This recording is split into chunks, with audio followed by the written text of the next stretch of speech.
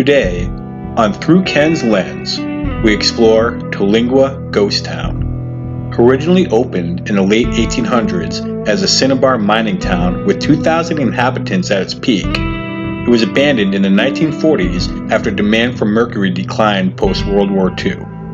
This was an amazing place to visit for both its history and current culture. Its current population is about 60 people, most of whom have moved here to escape the hustle and bustle of city life. We will discover abandoned buildings, beautiful landscapes, a boothill style cemetery, a nice church, and a laid-back culture that can't be beat. Terlingua is close to the Mexican border in Texas. It's an unforgiving territory in the desert that reached 110 degrees while we explored. The people that live there are as tough as nails, but kind as can be. Please join me now as we discover Terlingua Ghost Town.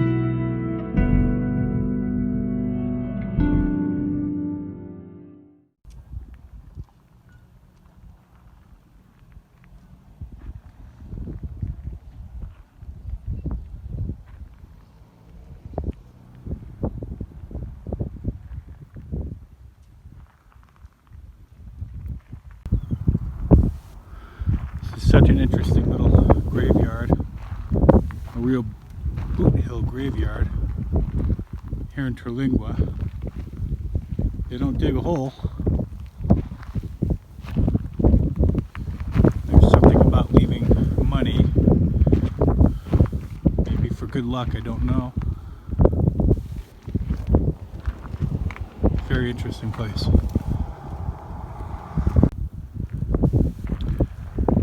All kinds of gifts are left. Looks like a wallet, a rose. Beer bottles seem to be popular. Just want to be careful not to step on any of the graves. It would be disrespectful, of course.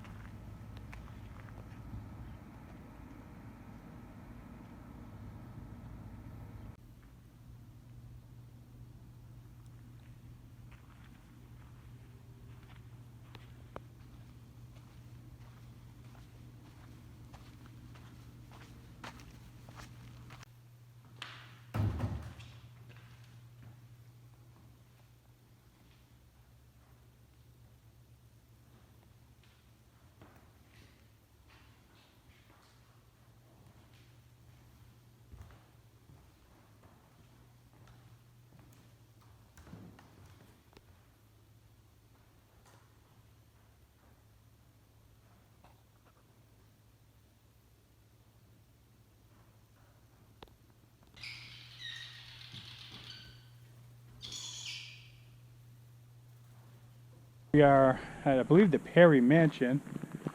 That's P-E-R up there. Oh, I got this thing backwards. We're at the Perry Mansion in Terlingua Ghost Town. This was designed by a very rich man.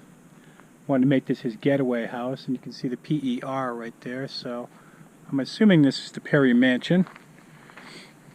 And this is turn of the century, 1900. One of the bosses for the mining companies. He loved it so much he wanted a place here to come explore. And as it goes, his wife hated the place so much she came down to visit one time and left.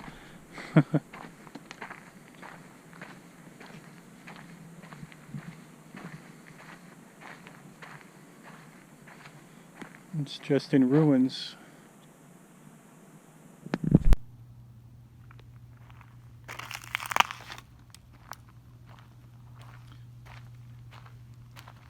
See if we can get in here without getting bit by a snake or anything.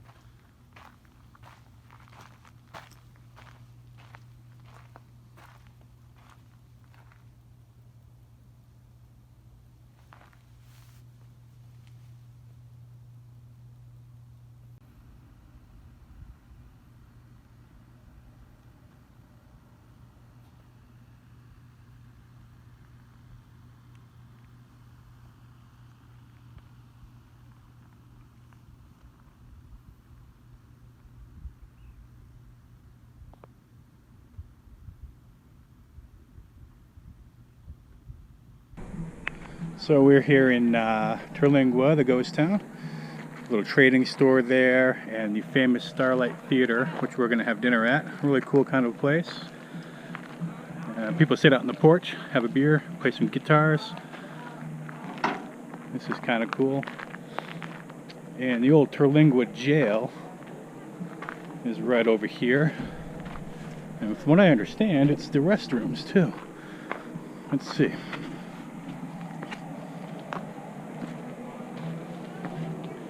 I could have been wrong on that. Yeah, restrooms. Here we go. The old jail in town.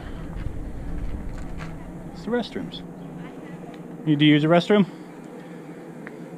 Yeah, no, not over here, over here.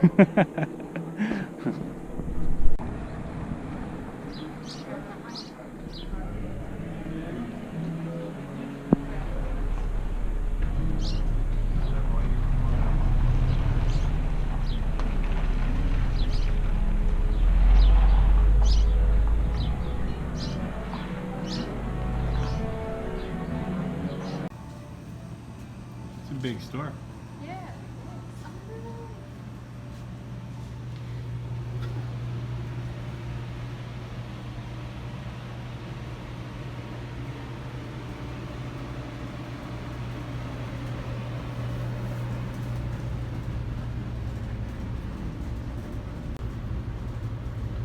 You've got the original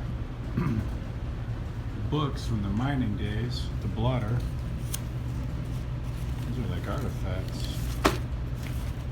It's crazy.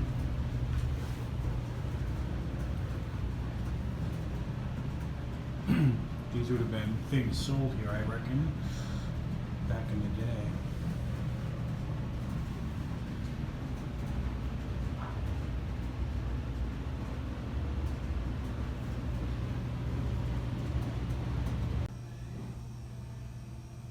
This store is just so cool.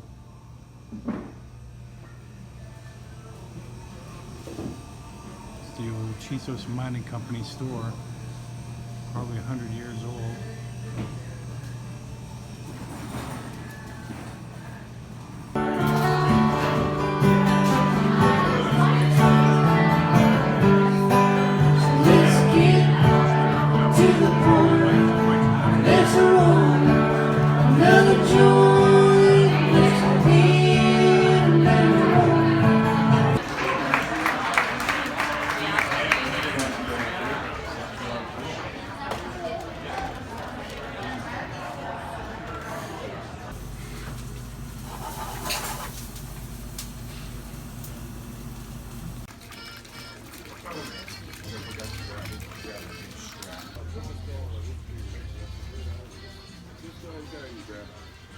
Don't 100% expect what.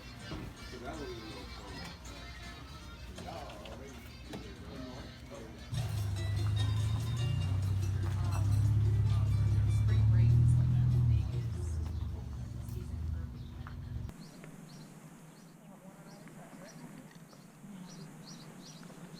You ready for this?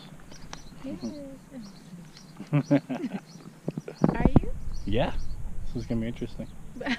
But your eyebrows are twitching.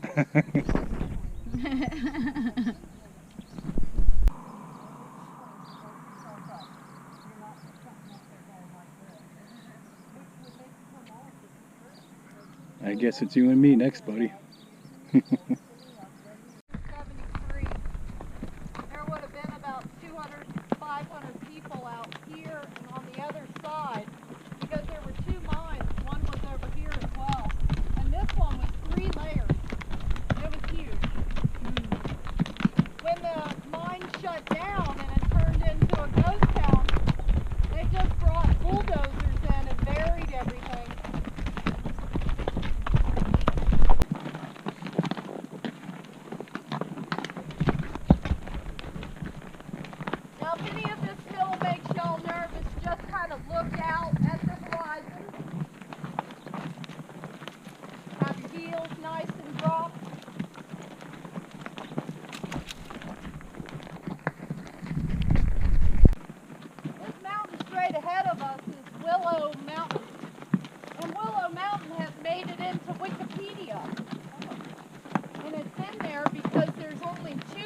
in the world that formed the way this mountain did. The other one's in Japan, but it doesn't get studied as much because it's covered with trees. So Willow Mountain's a big rock and it gets studied a lot. Wow. It's got big columns on this side of us, and that is its uniqueness, is the columns going straight up.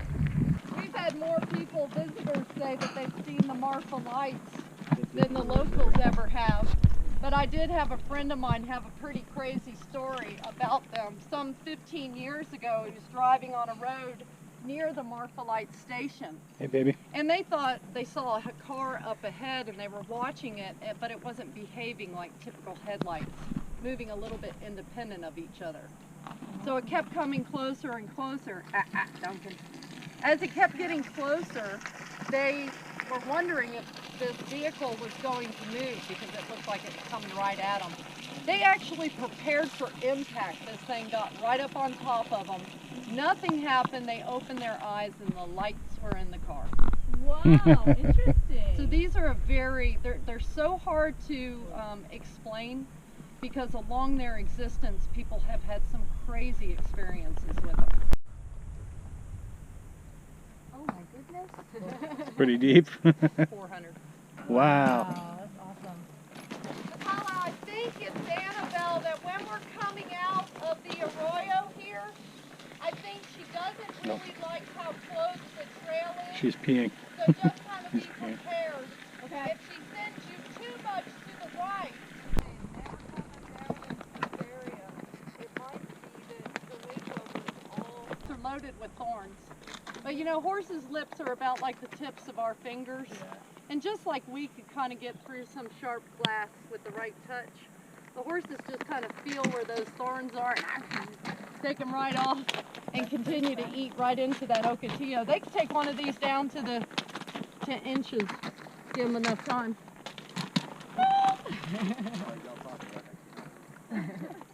Are you getting hungry? All right, y'all, welcome to Indian Head. Here's our horses. We were stopped at Indian Head Road.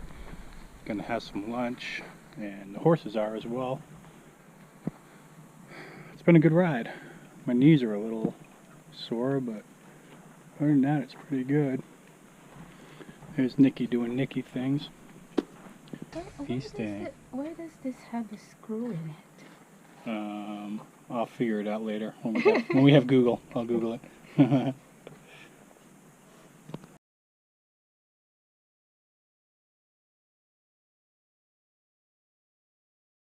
And then of course, kind of all the other stuff is just be, use common sense. We're going to be a very long ways from any kind of medical.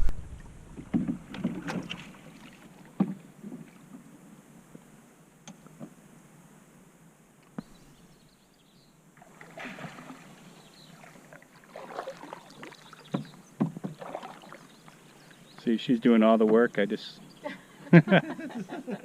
That's a good fiance. I'm bad. Hey, Nikki. You having a good time? Yeah. All right. Really? And it was in operation until the 40s. He ran it till about 1930. He sold it off.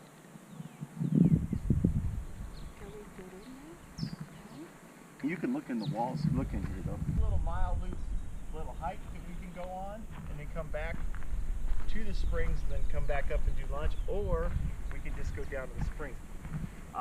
You certainly, it doesn't make any difference to me. It is kind of hot up there right now.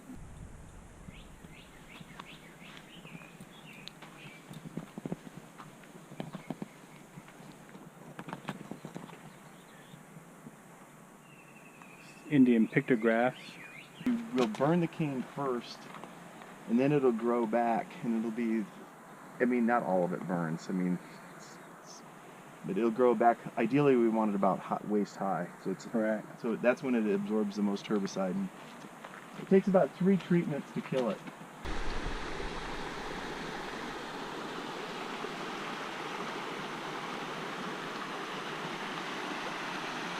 Private trips here and there.